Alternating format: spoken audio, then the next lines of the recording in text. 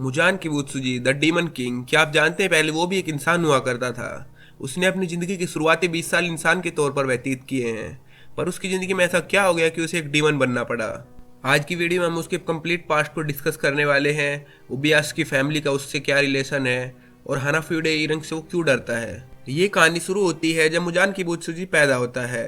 वो मरा हुआ पैदा हुआ था, ना ही वो रो रहा था और ना ही उसकी हार्ट बीट चल रही थी। उसे मरा हुआ डिक्लेयर कर दिया गया था। इवन दो जब वो माँ के पेट में था उसमें भी उसके बीच बीच में उसकी हार्ट बीट रुक जाती थी।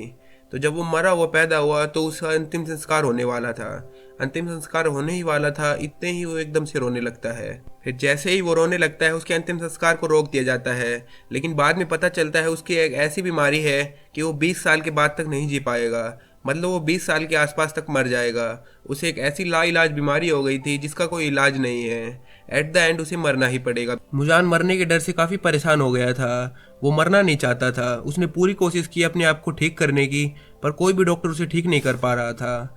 इसके बाद फाइनली वो दिन आता है जब वो 20 साल का हो गया था। वो काफ़ी बीमार था। उसके घर वालों ने एक मैजिकल डॉक्टर को बुलाया उसे ठीक करने के लिए। सब लोगों को ये डॉक्टर कम तांत्रिक ज़्यादा लगता था। मुजान का तो विश्वास ही हट चुका था डॉक्टर पर से। उसे लगता था कोई भी डॉक्टर उसे ठीक नहीं कर सकता, उसे आखिरकार मरना ही होगा। पर यह डॉक्टर थोड़ा अलग था। ये डॉक्टर एक दवाई बनाता है लिली के फूल से, फिर उसे मुजान को पिलाता है। मुजान बहुत ही फ्रस्ट्रेटेड था। उसे लगता है कि ये दवाई उसका क्या ही कर लेगी, वो ठीक नहीं होगा। फ्रस्ट्रेशन के कारण वो डॉक्टर को मार डालता है, लेकिन थोड़ी देर बाद वो रियलाइज करता है वो तो ठीक हो रहा है। मुजान को बहुत ज़्यादा इमेंस पावर फील होती है। उसे ऐसा लगता है जैसे वो बहुत ज़्यादा पावरफुल हो गया है। उसकी बॉडी मस्कुलर होने लगती है, पर साथ ही साथ उसके अंदर एक खून पीने की तलब उठ जाती है।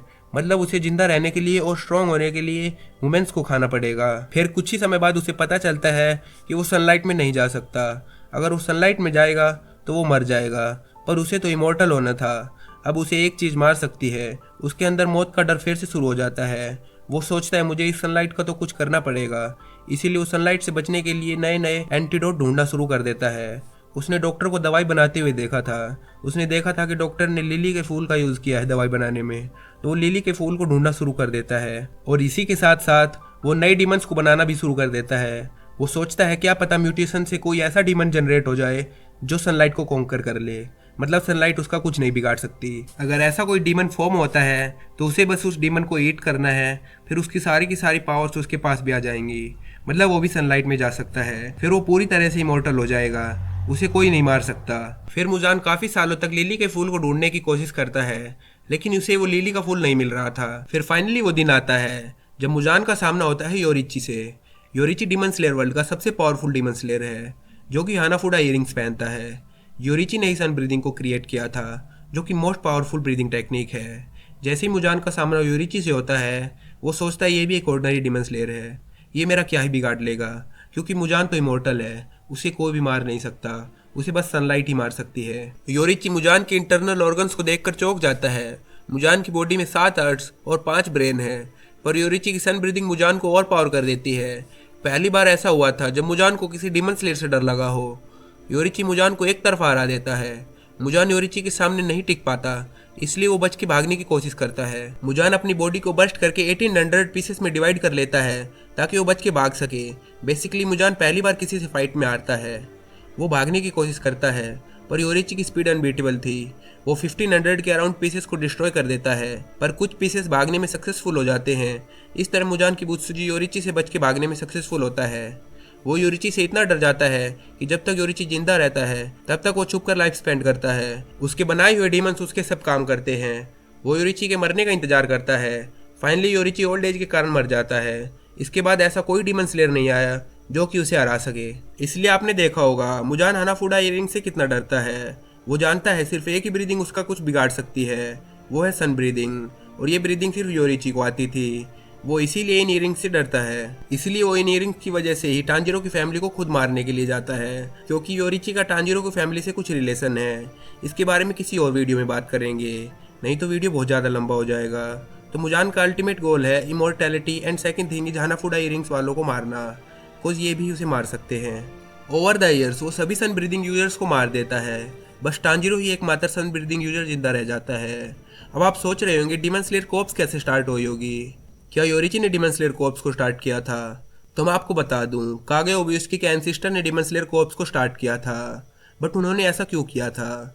क्योंकि मुजान किबुत्सुजी उबेयास की फैमिली से बिलोंग करता है।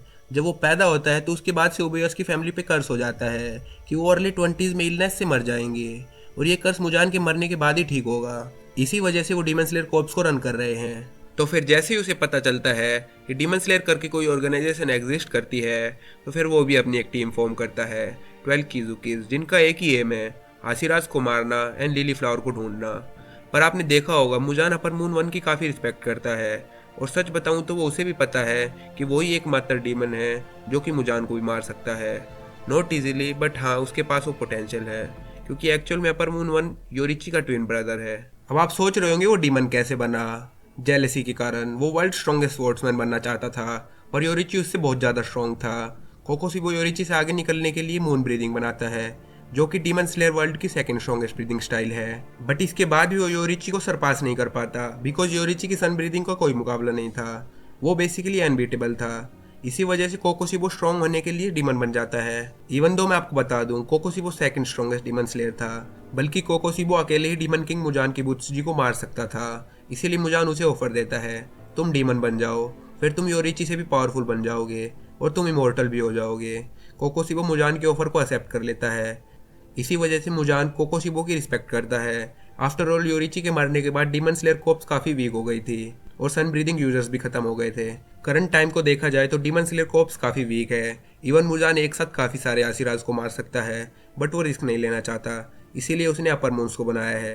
तो ये था मुजान किबुत्सुजी का पास्ट। आपको पता चली गया होगा वो कैसे डीमन बना, उबेयास की फैमिली से उसका क्या रिलेशन है, और वो हानाफुडा इयरिंग से इतना क्यों डरता है। So that's all for today. See you soon in another video and don't forget to like and subscribe. 楽しい。何が面白い。命を何だと思っているんだ。誰？知らない。どうしてわからない。どうして忘れる。